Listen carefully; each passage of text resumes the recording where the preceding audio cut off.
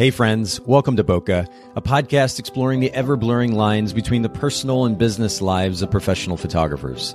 This is your host, Nathan Holritz, and I'm happy that you can join me in connecting with photographers and entrepreneurs as we discuss photography, business, and that sometimes messy thing we call life. This podcast is brought to you by Milu, the simplest way for photographers and coordinators to collaborate on shot lists and timelines for weddings, parties, and other amazing events. Visit Milu, MIILU.com. This podcast is also brought to you by Photographers Edit, custom image editing for the professional photographer. Visit photographersedit.com. All right, ladies and gentlemen, boys and girls, we are back for another Bokeh podcast episode. I am particularly energized because I've got a beautiful weather outside. The sun is shining in, and we're actually up for a really great conversation today with a brand new guest, Henry Chen. Henry, thank you so much for making time for the Bokeh podcast. Hey, Nathan, thank you so much. It's actually my first time being a guest, so I'm really excited, honored to be on your show. Appreciate it. Well, you mentioned that earlier, and it's interesting to me because I know that you're, and we'll talk a little bit more about this, I'm sure, as we get into conversation, but you're pretty heavily involved in a wide range of ventures, shall we say, particularly when it comes to content creation. So I'll even consider it a privilege to have you on as a first-time guest, and I think that we're going to have some interesting conversation. For those of you listening in, you may have already seen this in the title, but we're going to actually talk about using chatbots for marketing, which is a brand new topic for us as well. Kind of do an introduction to it, if you will. And we're going to get to that in just a little bit. But the first thing that we normally start off the Bokeh podcast episodes with has to do with brand position.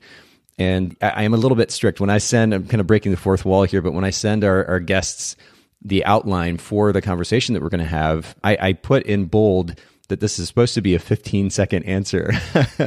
When we talk about that, yeah. So the question is, what is your photography business's brand position? And for everybody listening in, if you don't know what a brand position is or what that means, because this is not talked about very much in the industry, it's very simply the unique value proposition, the UVP, if you will, that your photography business offers to your market. So, Henry, what would that be for your photography business? Yeah, Nathan. So for me, I specialize in capturing multicultural, faith, and ethnic weddings, specifically to help my couples have a stress-free wedding day while telling a personal and timeless story of their day. So I had to make sure to keep it under 15 seconds. That's pretty much it, and try to stick to that market here in Southern California. Okay, so run that by me one more time. You started off with the multicultural element, and then what was the second part? Yeah. So multicultural, multi-faith, or multi-religious, and also multi-ethnic.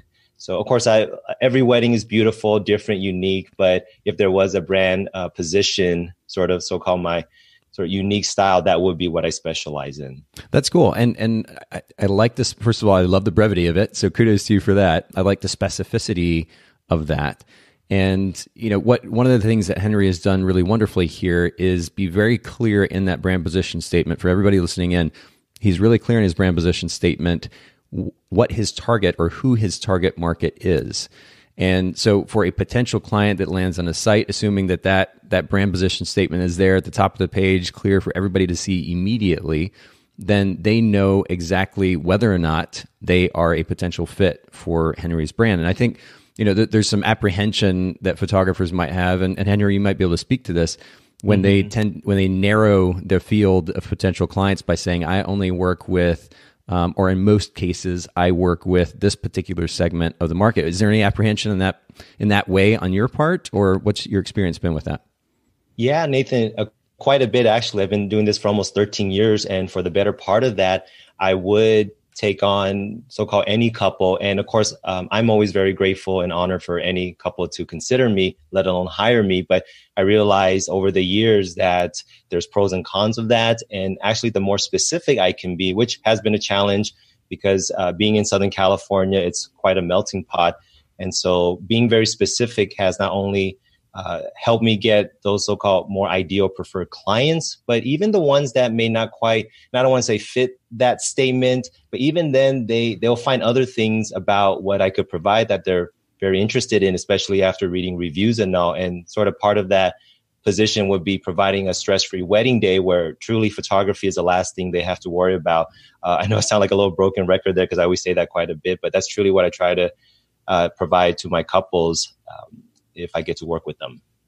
Yeah, well, I have to say kudos to you again, because I'm actually on the homepage of your website. And for everybody listening in, and let me make sure I'm pronouncing this correctly, Henry. Is it avitasweddings.com? You got it right there. That means like endless, timeless in Latin. But that's right, Nathan. Okay, perfect. So when I get to the homepage of your site, first of all, you're highlighting the imagery that your company or your brand has produced. But we scroll down just a little bit, and we see that very simple statement: Southern California wedding photographer specializing in multicultural, faith, and ethnic weddings. And so you're pretty clear up front, hey, these are the people that I specialize in working with. And again, I think that type of clarity and that type of brevity as well is a great example for all of our listeners. And I really appreciate you sharing that with us, kind of starting off the conversation strong here. But let me keep going. Another 15-second answer, if you don't mind. But from all that you've learned as a business owner so far, what piece of advice comes to mind that you would want to share? Like if you were riding in an elevator with somebody, you'd never met them before, and you're like, I need to share a piece of advice, something I've learned as a business owner, what would that thing be? Oh, great question there, Nathan. And it's actually right there when you said business owner, that is to actually treat your business as that. And it's great that we are all, as photographers or just business owners, we're passionate about what we do. And it's either going to be at a certain point, you either have to decide, is this more of a hobby and it's fun and games where if you get some leads and bookings, that's wonderful, but it's not something that you so-called have to do. But if you want your business to be successful, then that means having goals, planning ahead, understanding all aspects of running a successful business. So once you make that switch over, that's when I feel your business will be not only more successful in the near future, but also in the long run. That's just something that I did immediately after even the thought of wedding photography came into my mind. Just a few weeks, months afterwards, it was getting a professional website and trying to write down some goals, even numbers of leads and bookings, just to have a sense of what I'm working towards. So I would say as a business owner, just truly treat it as that. And I think from there, the success will come. Okay, so this is really interesting, and we could probably spend a whole podcast episode or even a couple of them just on this the points that you just made. But when you spoke about the significance of being a business owner, treating or engaging with your business as an owner, and I might just kind of interject here that in contrast with that kind of being run by your business, right? We can either run our business or we can be run by our business. And I think a lot of photographers, and I've certainly been guilty of it, have a tendency of being run by their business, and they're kind of in this reactive mode. But the significance of what you pointed out is this idea of planning. I mean, I think it all centers around, planning ahead, but even before that, you said having a sense of what it is you want or what you want to accomplish. And we talk about this. This is a theme actually here on the Boca Podcast, that the importance of what I call a big picture view, kind of this overarching set of goals that drives what it is that we're doing as business owners, actually our personal lives first, which should then trickle down to our business. And so being clear about what it is you're actually trying to achieve with this business, number one, so important. That enables you then to set very specific goals. Huge. And I know that there's some argument about not setting goals. And I have kind of mixed feelings about that idea. But I think as business owners, and what I tend to see in the photography industry is a lack of direction, a lack of clarity. So even just having a few very specific goals gives direction to how we spend our time. And I think that's really important. That enables us then to do something else that you mentioned, which is to actually plan ahead. Again, not being in reactive mode, but proactively planning ahead. And then you mentioned a website. Of course, that's significant as well. These days, it's surprisingly easy to throw together a website, in just a few hours, even if you have all the content there, thanks to tools like Showit or Squarespace or otherwise. But this is really interesting. Would you say that there are any other components of, quote, being a business owner that you have found are really important? Yeah, definitely, Nathan. And maybe that's just for me being a so-called former engineer. That was my background in, but know your numbers. So going back to, as you said, with goals and plans, it's not just to say be a better photographer or have a nicer website, but exactly what does that mean? Maybe it's quantifying, or definitely quantifying things as much as possible. I understand that, especially when we're starting out, we may not know what those numbers could be. And that's where I believe either having a coach, a mentor, even colleagues that you can bounce off some ideas or what your goals are is so critical, especially as we are turning the new year, to have those numbers and see how you're doing, even for your website, to not just put together a beautiful site, but how many visitors did you get after a month or two later?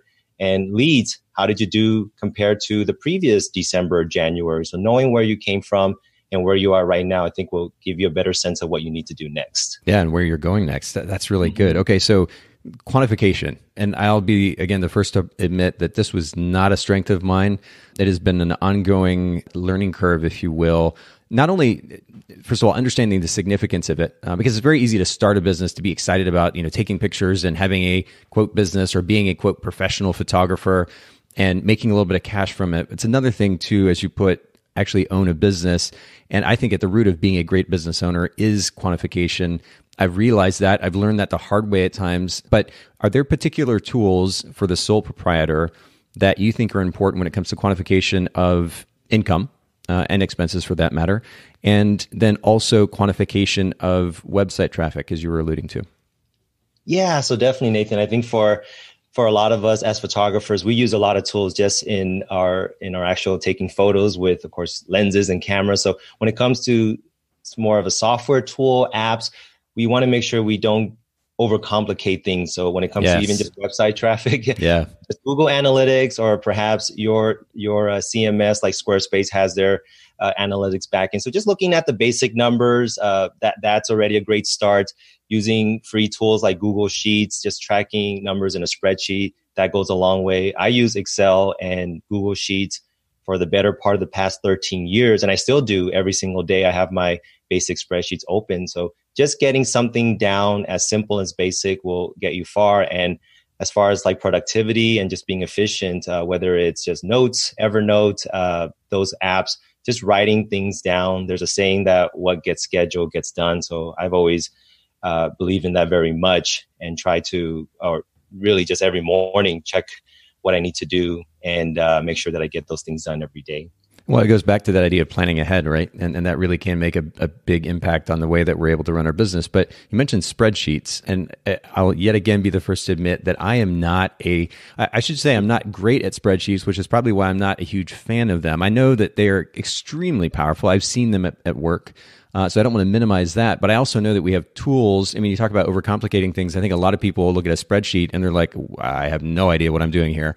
Whereas tools like QuickBooks Online are just kind of, I mean, QuickBooks has come so far from when I first started using it like 15, 18 years ago. It's such a easy tool to use. It's plug and play, you push a couple buttons, put the numbers in, you got data. Is there a reason that you use spreadsheets versus a tool like that? Yeah. So Nathan, I would say is probably sometimes old habits die hard. I have my spreadsheet from quite many years, but as far as sort of finances, keeping track of my expenses and profits, especially for tax season in a couple months, I have something called Banktivity, which is kind of like a simplified QuickBooks over on the Mac side. Okay. Which generates like the categories of expenses for my CP and all.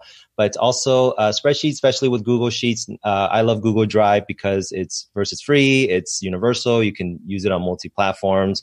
And so it's just starting out really simple. And my spreadsheets, I'm totally with you. Don't want to have complicated ones. It's more so of just seeing everything as clear and simple as possible. And I think that's probably the biggest thing more than anything, than even the tools and what all the features are, is just for you to be able to open a software and app and just check the numbers periodically, consistently. Yep. Just doing that is probably half the battle already, I would say. 100%. But what we all have to keep in mind, because again, this idea can be overwhelming, especially for somebody who's not used to, or it's not a habit in their lives and their businesses, getting into the numbers, plugging the numbers in, looking at the data.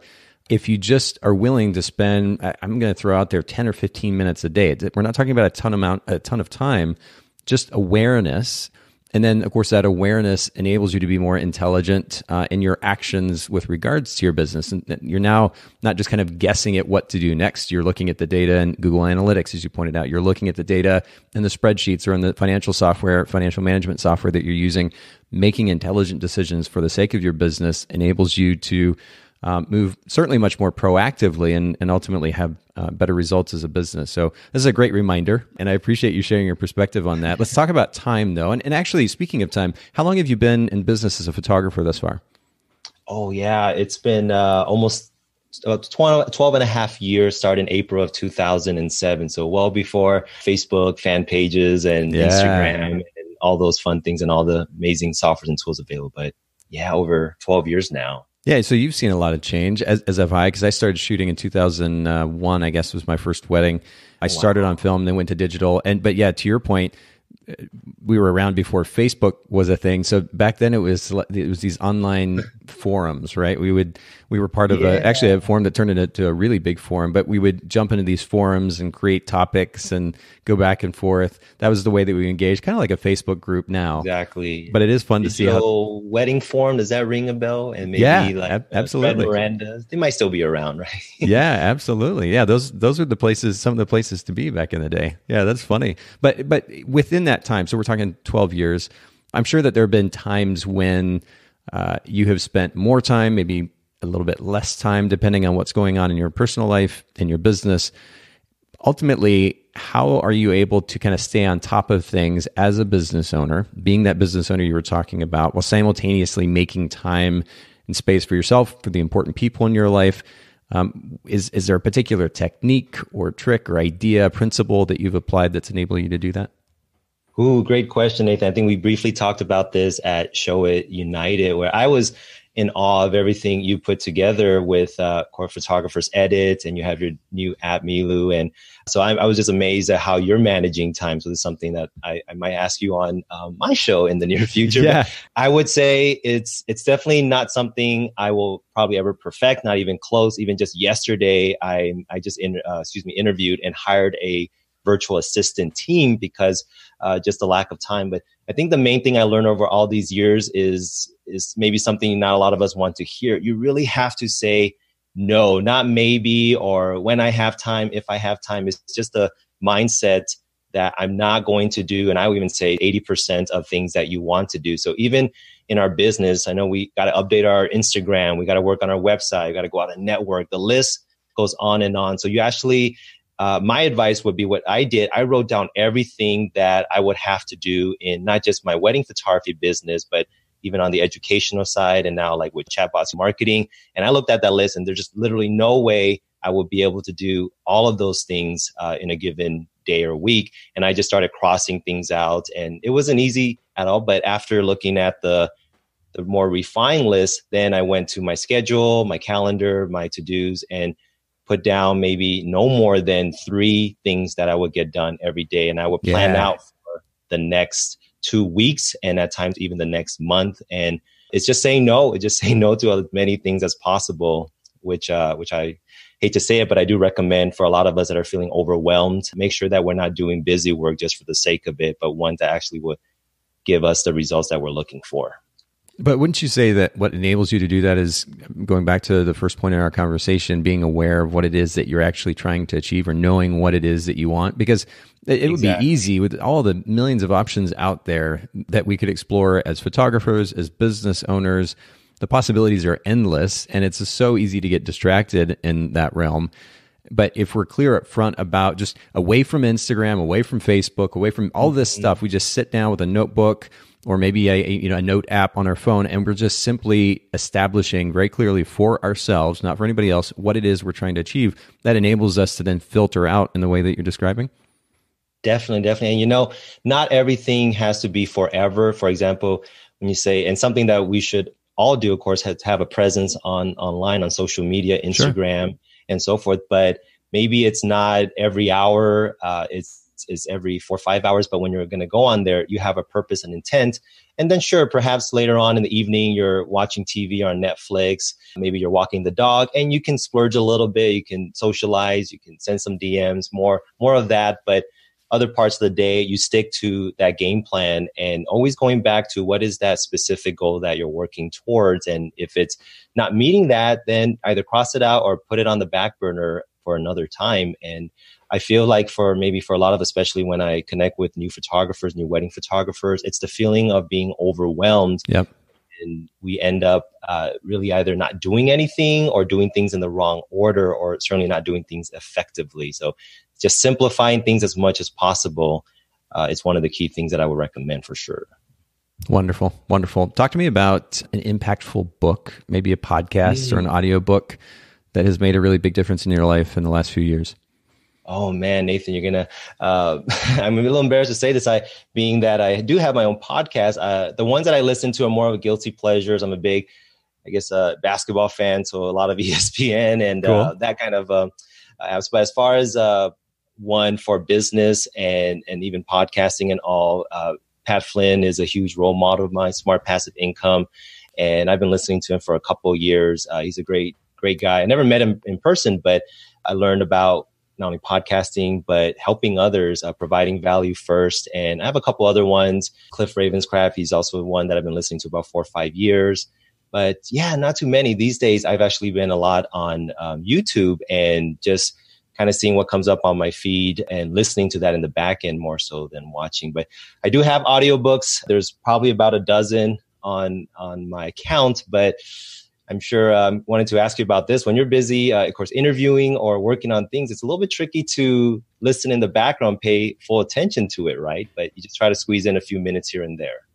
Yeah, I like audiobooks for the car potentially. I mean, that's when I've utilized them in the past. I'm not really great at listening to them at the gym because the workouts that I'm doing currently, they're so intense that I kind of have to focus a little bit more on that. I don't feel like I can actually learn something or take notes or otherwise. So the car seems to be best for me. But for me personally, I can tend to be a bit all or nothing. So the compromise that I've reached is occasionally just reading a chapter or spending about maybe 10 minutes or so, even just 5 minutes, going through whatever book or books that I'm currently reading.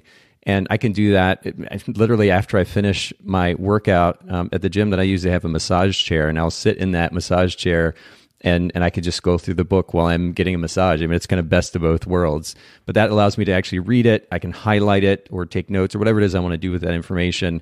And then it's also not taking up a lot of my time.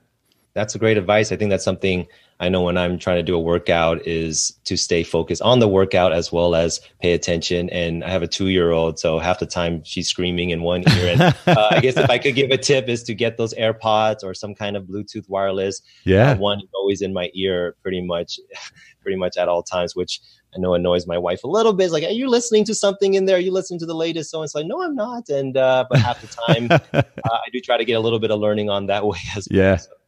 Speaking of AirPods, and this is totally random, but do you have the new AirPods Pro?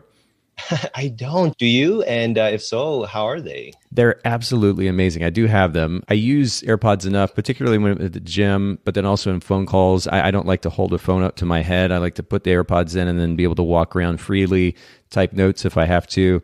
And they are a dream. I have not been this excited about an Apple product since, aside from the iPhone 11 Pro, which also I've been just totally stoked about. Oh yeah. But in some time, and for $250, what you get. In fact, I've had for the longest time a pair of Bose earbuds that are noise canceling that I travel with and use in the plane, and they do just a beautiful job of canceling out that background noise in a plane, for example, or at a coffee shop or otherwise.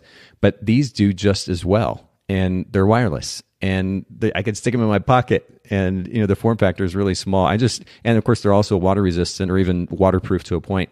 I'm truly impressed with them, so I cannot recommend them highly enough. Oh my goodness! Well, my wife got me the first version, and I carry those as I carry my phone. But as your feedback right now, I may have to look into that, especially around the holidays now. Maybe I'll give her my version 1 and get version 2.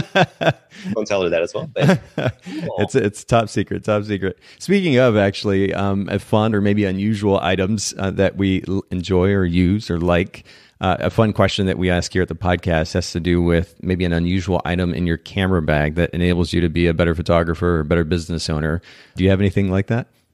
Yeah, I do. I took some notes about this, and I don't know if your audience will like this answer. It's a pretty basic one. It's nothing to do with gear, equipment, electronics. It's my simple wedding day photography cheat sheet. It's just a bunch of papers that has the names of family members, wedding party, some notes specific for photography, any sensitive matters. So it's more than an itinerary that I would get from a coordinator. And I've been using this cheat sheet. Actually comes from a Google form sent out to my couples about 3 months before the wedding.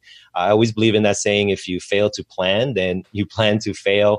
So that's actually one of the things that, going back to that brand position, is to provide that stress-free wedding day. And a lot of my couples appreciate that, being a little type A personality, that I keep track of these things. So I have a copy printed out, even a couple from my second shooter and assistant. So I always believe it's nice to have a physical copy. I can write things down, refer it, and versus, maybe looking on my phone. So I would recommend something like that if we feel a bit overwhelmed on the day of, we're losing track of important things, people's names, to have some kind of a paper cheat sheet that you can refer to.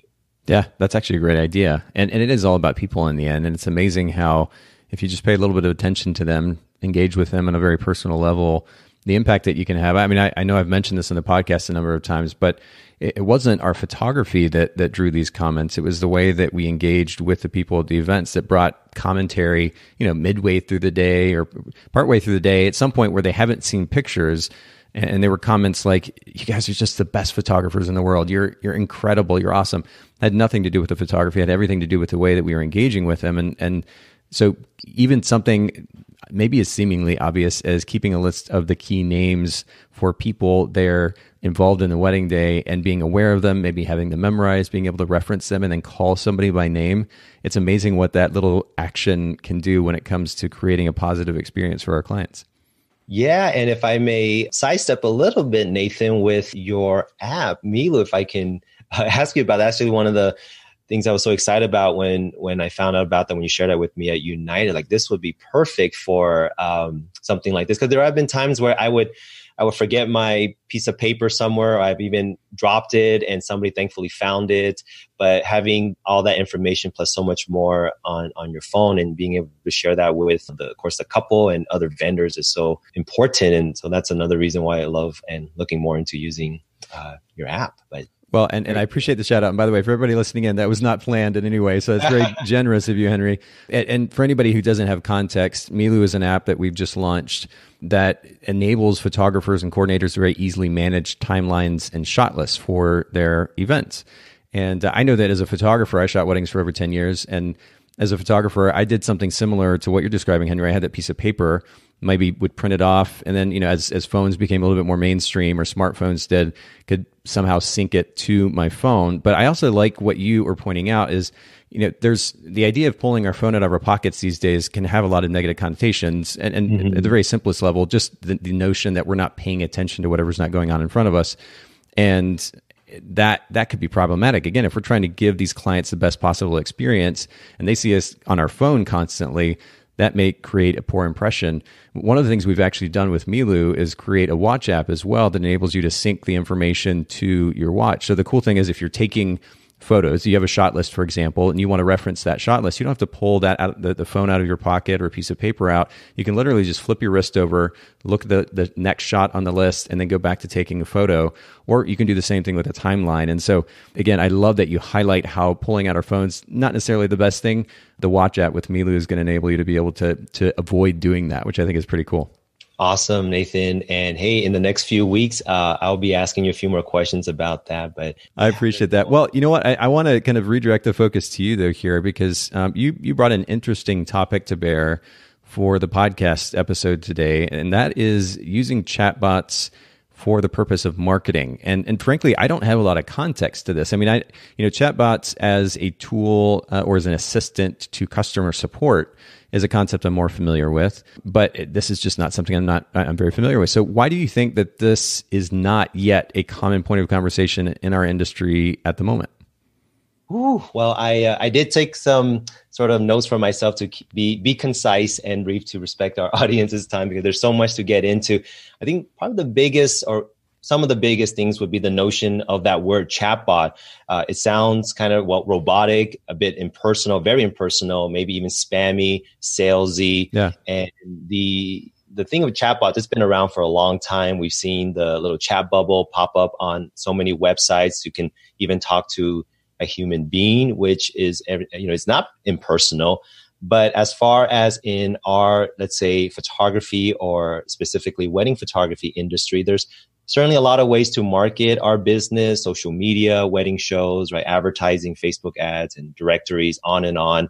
So this is something that is relatively new as far as specifically Messenger, chatbot Messenger as in Facebook Messenger. It's really about the platform that, or now platforms that chatbots are available on. That is really, really exciting. And even in that sense, it's very new in the marketing industry just in the past, I would say 2 years or so. Just imagine Instagram whenever it came out, I think 2012, but it maybe wasn't until maybe 2015, 16 when many more of us as photographers and wedding professionals got on board. So I would say perhaps in the next year or two, there will be even more interest in chat marketing for us as photographers. That's really interesting perspective, though. And just to hear it kind of framed that way, you were talking about how Instagram came out in 2012. It wasn't really until 4 or 5 years later, or 3 or 4 years later, that photographers are actually using it as a marketing platform. Gary Vaynerchuk, which I'm sure you're familiar with, he talks about this idea quite a bit, that people are slow to adopt and take advantage of these platforms when they're fresh, when they're not as kind of convoluted and full of just tons and tons of ads and traffic and noise, when you can still actually leverage the platform in a really proactive way for the sake of your business. He's pointing to TikTok right now as one of those next platforms that we should be leveraging before everybody gets on it. But it's just a great reminder, and I'm glad you bring it up. It's a great reminder for all of us. I know that we can't jump to every single platform that pops up because we don't know where they're going, but at least be aware, number one, and then two, take advantage as quickly as you possibly can, especially if you can do it efficiently. But you mentioned the significance of this idea, and I know what you mean. When we say chatbot, it does kind of innately sound impersonal. Is there, and maybe you'll get into this in a little bit, but is there a way that we can avoid that assumption, that stereotype about chatbots? Yeah, definitely, Nathan. And the interesting thing that I've noticed this past year, I mean, just a year ago, I've heard of messenger chatbots, but it wasn't until the beginning of this year, 2019, that I started to look into and actually implement it. But what I found in the past almost 12 months is that a lot of potential clients, and for us, of course, and especially for me as a wedding photographer, would be brides and grooms, engaged couples, is they actually prefer to interact with a so-called virtual assistant or a chatbot versus actually talking to me.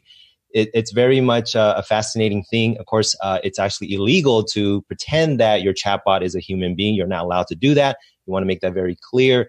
And when my chatbot sends a message, options to the subscriber, if you will, the potential client, they're more willing to engage versus if I manually stepped into Messenger and typed out, "Hey, bride or groom, how could I be a help to you? Would you be interested in a consultation?" I will get no response back. So my original maybe even a misconception that chatbots are impersonal as a bad thing could actually be a great thing. And I've seen some stats, various marketers that share these statistics that in the next year, in the next few years, some drastic amount of people are going to be not only interacting with chatbots, but maybe even prefer that over talking to a human being, at least initially, if they never heard of your business before. So that's just something to keep in mind as well.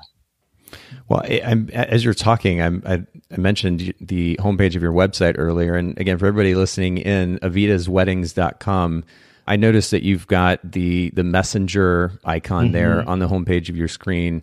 And I click on it. It's very interesting, actually. I've seen chatbots as it relates to support for various companies. We've even used them a little bit at Photographers Edit. But the way that you have created some of these messages, they come across as kind of fun and playful, and in that sense, a little bit more personal than just this kind of bland, again, robotic sounding or seeming text that's overly professional or stiff. You're using emojis. "Hi, Nathan. This is Avita's wedding virtual assistant here in Messenger. We're excited to receive your inquiry via our wedding photography website." And then you ask just to reconfirm, "Are you a bride or a groom that just got engaged? Please tap one of the buttons below." So it's fun. It's lighthearted. And most people are used to engaging in this type of conversation in text or in Messenger anyway. And it's very, very simple. All they have to do is press a little button, and now they're going to potentially get more information. So I'm just going to press this little button. I'm going to give a play-by-play here for everybody that's listening. Yeah, and in. It just showed up here, Nathan Horitz. Just subscribe to my Avita's Weddings chatbot, so everything is in real time. And as you said, or as you pointed out, Nathan, you found my chatbot through my website. So some people might be thinking, well, that means they already know of you, which is totally true. In this case, that's the case. And you can have your message be a little more direct, providing pricing packages.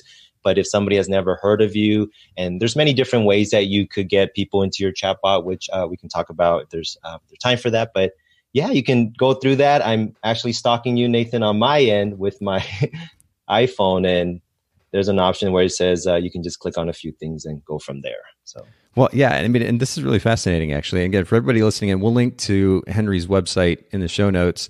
Please don't bombard Henry with a bunch of fake inquiries, but it's No interesting worries. nonetheless to see how this works. So the next thing that pops up, you said really quick, how did you hear about Avita's Weddings? And then you give some options. I gave an answer, just made one up, in this case, Instagram. And then it says, thank you, Nathan. That was super helpful to know. Now let's get to the info that you're looking for. And a little thumbs up emoji. Again, makes it kind of fun and personal. In order for us to best help you, please let us know where you are in your wedding planning. No date, venue, no photographer, none of the above. And of course, I'm sure that the process continues on, but I already feel as though this interaction is personal, and it's easy to forget that I'm not actually talking to an individual the way that you formatted this. I'm assuming that you're able to kind of customize what each of these messages say. Oh my goodness, absolutely 100%. The sky's, as they say, the limit. You can have a welcome message that's specific for somebody that comes in through, let's say, the bio link from your Instagram, or maybe if you're a wedding photographer or just any wedding professional at a conference, or a wedding show, you can have one specific for that. You can virtually make unlimited number of these custom messages based off of where they come from or where they came from, the subscriber, that is. I'm already impressed. And I know we're kind of jumping ahead of our notes from the questions that I'd sent to you, but this is really, really cool stuff. Okay, so tell me first, what was your introduction to chatbots? Because I know you said it was kind of recent. What was your first exposure to the idea? Well, the very, very first time, I'll make this very brief, is probably about 2.5 years ago. I don't remember exactly where. Maybe it was just on Messenger, and I saw perhaps it was a company, I don't know, Starbucks or so. Like, what is this send to message option? I don't know what that meant. Maybe it was a text message, but that was pretty much it. I brushed it off. But a year ago, there's been some changes in my life. I try to get back to a conventional job, see how that goes. But what happened was, a year ago, I'm sure we all get this, companies, advertisers, telemarketers calling us. But somebody called me and like, hey, would you be interested in working together for Facebook ads? And personally, for me, I've never learned Facebook ads that well, didn't really know how to use it. So I thought, hey, I have some additional income coming in. Let's try Facebook ads for my Avita's Weddings business. And so I do have to give a huge shout out to those guys if they ever listen to this, but they're the ones that mentioned, well, Henry, you got some organic traffic to your website already. Why don't we install a chatbot on your website to take advantage of this free traffic that you're already getting? Let's not just go right into Facebook ads and spend the money. And I thought, well, whatever that means, sure, okay. The main leading software for doing all the chatbot stuff is called ManyChat. And I didn't even know what that was. I thought that was like a program language or something else, but that's to show how little I knew last December. And so that's when the idea of chatbots specifically for my wedding photography business came about. And then this past January, and just being an engineer at heart and loving all the technical stuff, I looked into ManyChat. The company was going to build a chatbot for me, but I wanted to build one for myself or just sort of have my own version. And so I built one from scratch and been trying to improve that ever since then. So that was the history of how I got into all this not too long ago. Well, I have to say, I'm beyond stoked already. This is really fascinating. I just wouldn't have assumed that it would be, or again, feel so personal. And the interaction, again, I realize you're able to customize the language. So this also speaks to your ability to communicate the way that you wrote those messages. It feels personal, it's fun, it's lighthearted, and it seems like the possibilities here are kind of endless. And I'm really stoked about potentially incorporating and getting your help incorporating this. And I will be more than honored and love to, Nathan. Yeah. And that's one of the benefits is for us as either, and we don't have to be wedding photographers. If we are, awesome. This works for so many businesses, small, large businesses, educators, service product providers, any and everyone. And that's the crazy but realistic future, possibly potential future, is that it's could potentially be something that we all so-called need to have in the next year or two. Imagine as if a potential bride or groom client of ours comes to us and say, hey, what's your website? And we don't have one. Or let's go look you up on Instagram and we don't have an account. And how crazy that sounds, it could very well get to that point with chatbots as well. But yeah, definitely it's very personal and you can customize so much to tailor exactly who your subscriber is and what they're looking for. That's really cool. Okay, well, so let's talk, and this is, I'm a really huge fan of philosophy, mindset before we talk about tools, because it's easy to share tools. Even this tool here, ManyChat, I jumped to their website and it looks quite interesting already to me. But and you've obviously a great example of actually implementing in your business. But I think it's really important before we jump into tools, because we can all geek out on tools and not have, again, as we were talking about earlier, a clear idea of what it is we're trying to accomplish. So what is the underlying philosophy, or maybe philosophies, that are driving your use of chatbots or a chatbot for your business? Oh, great question. I love that, Nathan. So I always start off with sort of two sides to that. How would it benefit me as a business owner, as a wedding photographer, as a husband, and recently a father and all? And also, how would it benefit my potential clients on the other side? So at least for me, it's really the biggest challenge that we face as photographers, of course, wedding photographers and all. And if you ask 100 wedding photographers, I imagine 90 plus would say, what is the biggest challenge you face? It's not getting enough leads, or not getting enough consistent leads, or the ideal clientele. And so, not to say that this is like the secret formula for this, but the idea of having a system in place, not just a tool, but a chat marketing system.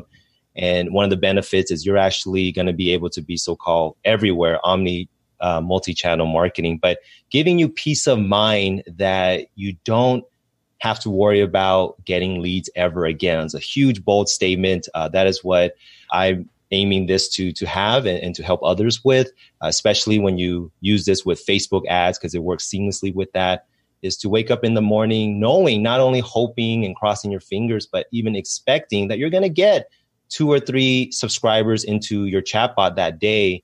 And with all the benefits, it's going to do its thing. So that's a huge part. And the other is being present when you're not working on your business. So how many of us, maybe we're with our families and friends, we're hopefully not doing this while we're driving, but we're checking our phone, we're kind of seeing if an email came in, a lead, an inquiry, and we're just not fully present with our surroundings, with our families and friends. But with this system in place, you can enjoy your time with others. And then when you get back to your computer, or when you get a chance to look at your phone, hey, I just got a new subscriber, a bride or groom that's interested in so-and-so. So that's for us. And then for the potential client, for our brides and grooms, because we might be thinking, okay, how does it benefit them? Well, they're actually able to get a customized experience that's truly unique to them, and really no other subscriber, if you really get into details of what you can build with chatbots and all. But you're providing them the information when they want, how they want it, where they want it, Messenger, and now just a few months ago with email and SMS. They're all integrated now, and doing so in a very personal, that value-based driven way, not that salesy marketing way, I think is really valuable for our potential clients. So I would say ultimately that is what chat marketing could provide for all of us. Well, and you summed it up on your other website, because you do offer education about how to actually use chatbots for the sake of marketing on your website at weddingchatmarketing.com. We'll link to this in the show notes as well. But again, kudos to you for a pretty clear brand position here, or at least a mission statement anyway. Learn how to save time, make more, and generate wedding inquiries on autopilot every day using a strategy that hardly anyone else in the industry even knows about. But that generate wedding inquiries on autopilot every day, I think really sums up the main value proposition here. Like you said, we have a limited amount of time. There are important people in life that we need to connect, we need to spend time with, connect with, focus on.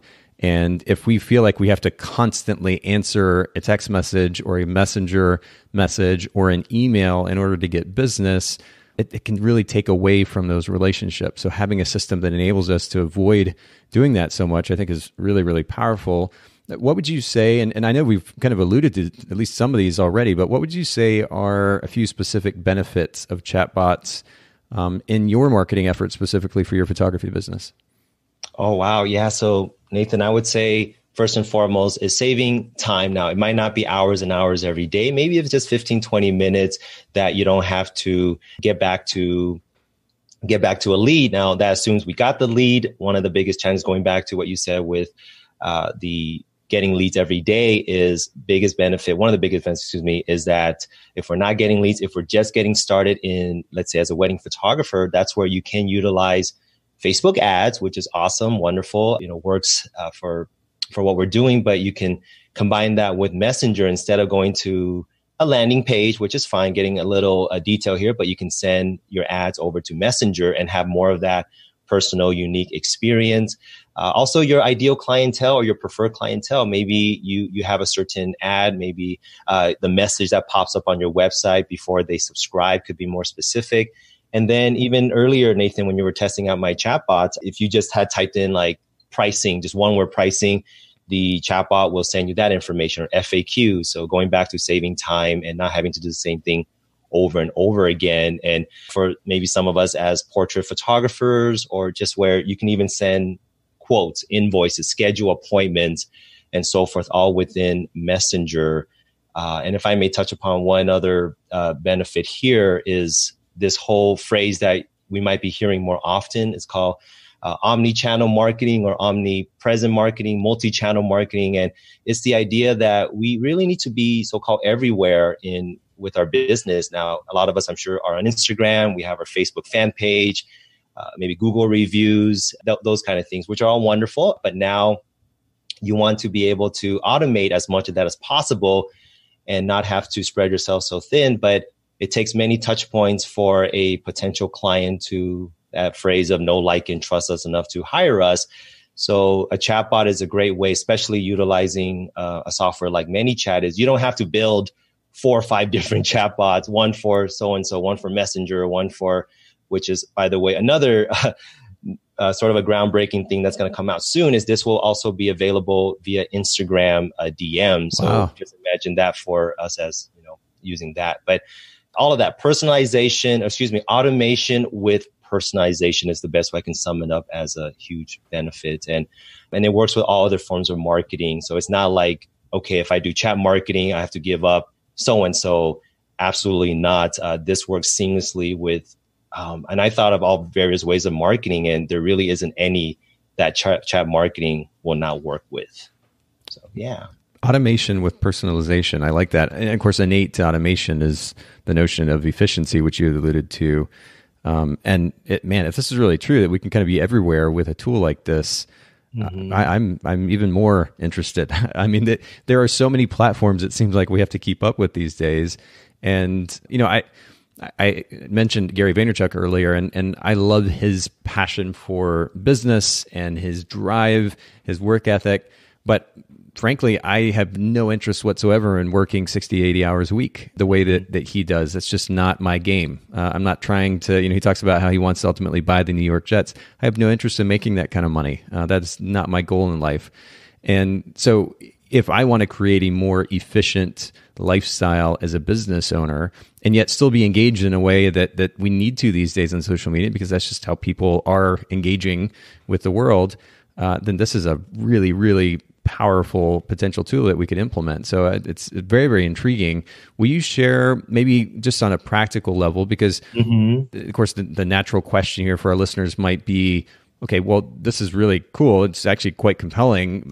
What do I do next? How do I actually get started using a chatbot? And what does this look like on a practical level for me as a photography business owner? So will you share a few specific ways that photographers can use the chatbots to actually book clients for their business?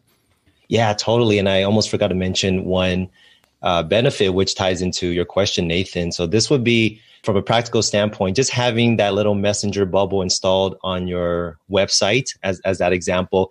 Imagine every day we can look at our Google Analytics and we'll see, who knows, maybe 100 people visit our website, or even if it's 50, whatever the number might be. And maybe a certain amount of them goes over to your contact page, but then you didn't receive any contact. Wait, today 10 people visited my contact page, but I didn't get any any leads, and nobody filled that out. Well, maybe they're not quite ready yet. Maybe your contact page was too lengthy. They were in line at Starbucks and got distracted. They never come back to your website. Yeah. There's another alarming stat, like something crazy. 80-90% of people that visit your website never come back to it. Like they're not going to bookmark it. They're not going to remember it unless, you do some Facebook retargeting, which by the way, works perfectly with Messenger. But so that example, you have that chatbot install. You can use ManyChat. There are a few other options, but I highly, highly recommend ManyChat. Is by far the leading chatbot creator provider in the industry. But you get started, a basic chatbot, just installing that on your website, little JavaScript code. It works with all website platforms. It's you name it, it's all possible.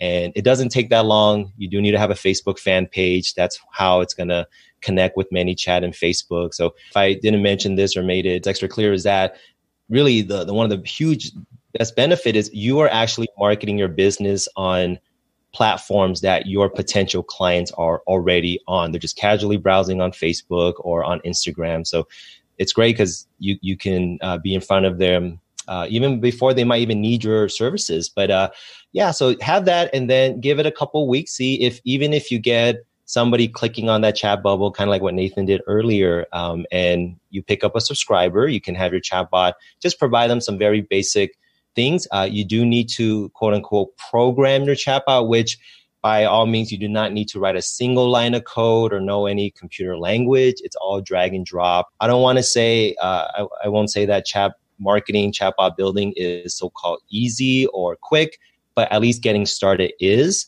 And you can go from there as far as doing that and then see what we get, and then you can improve on it afterwards.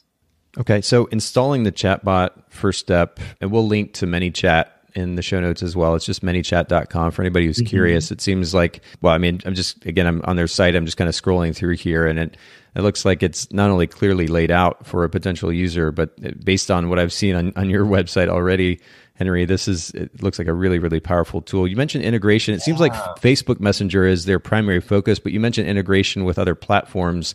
How many different platforms are they integrated with?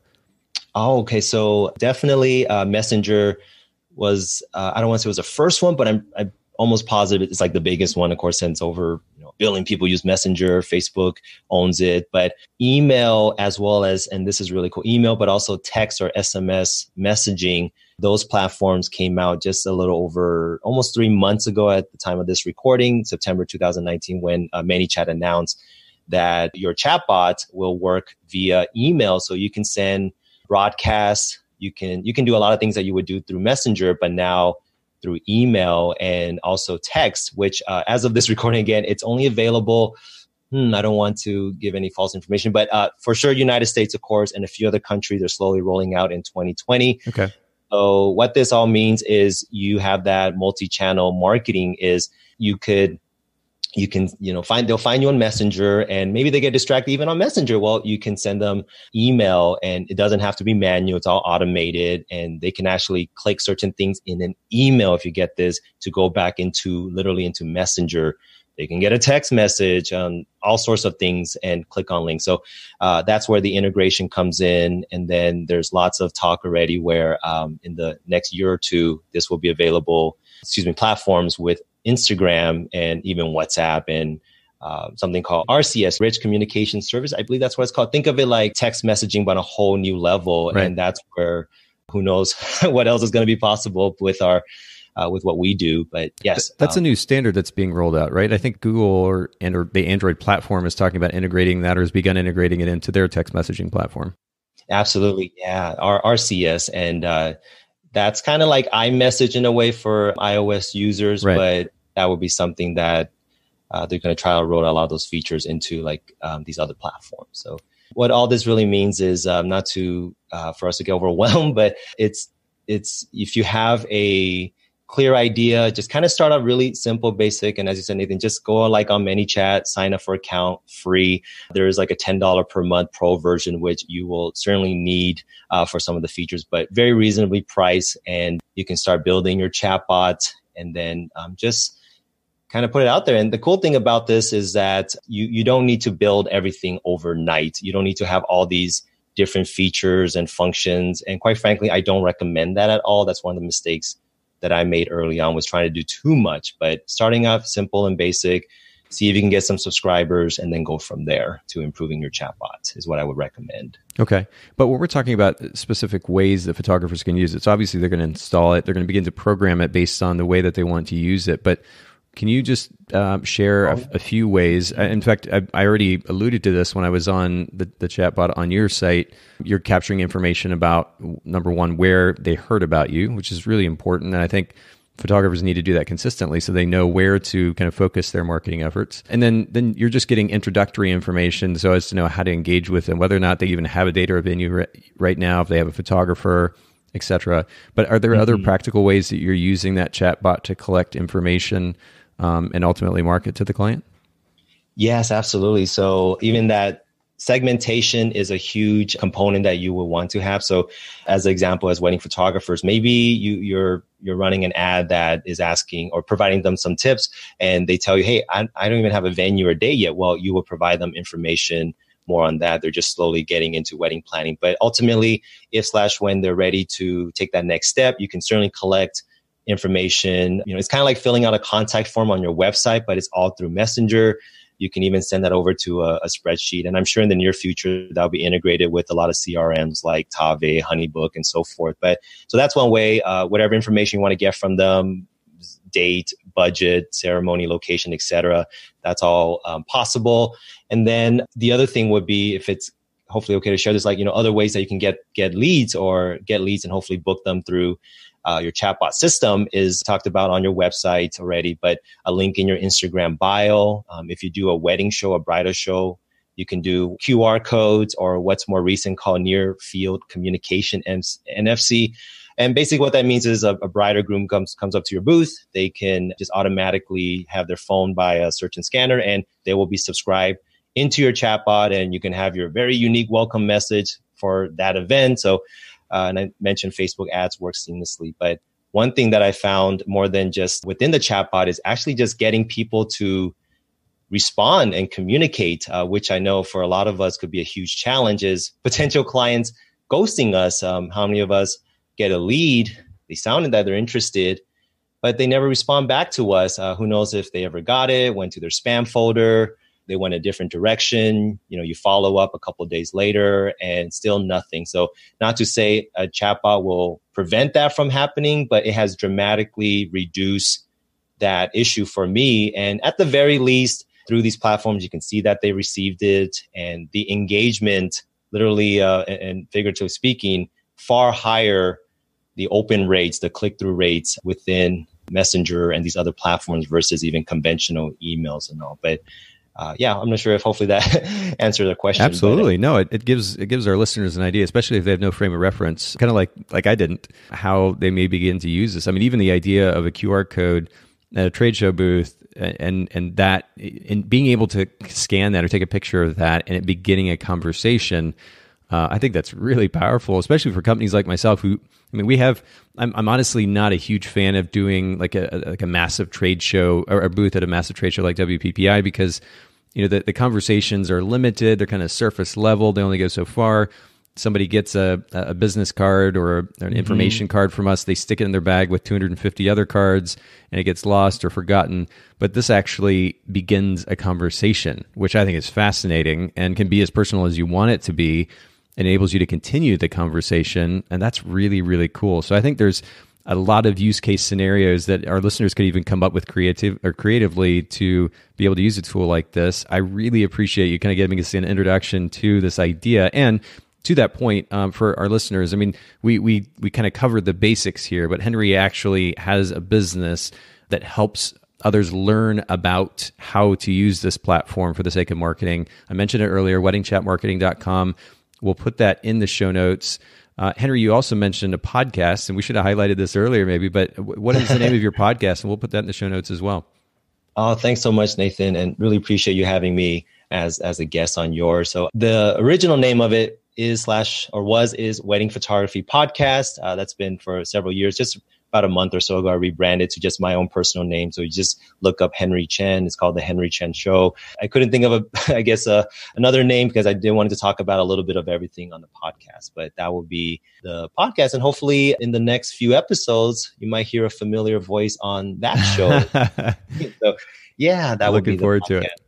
Perfect. We'll put that in the show notes as well. I mentioned Avida's Weddings earlier.com is Henry's photography website.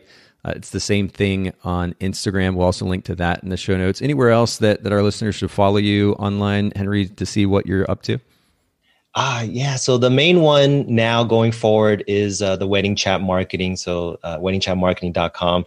And over on, not to give too many call to actions or links to our listeners, but if you're on YouTube, I do have some free videos about chat marketing. And if it matters, I just focus on the wedding industry. So everything from the podcast and the videos and all specific to wedding photographers, but also wedding professionals and, even educators. But just look up Success in Wedding Photography on YouTube and you'll find a few videos over there as well. Awesome. And we'll definitely link to that in the show notes as well. This has been a really wonderful conversation, Henry. Massive value add to our listeners, which is always my number one goal.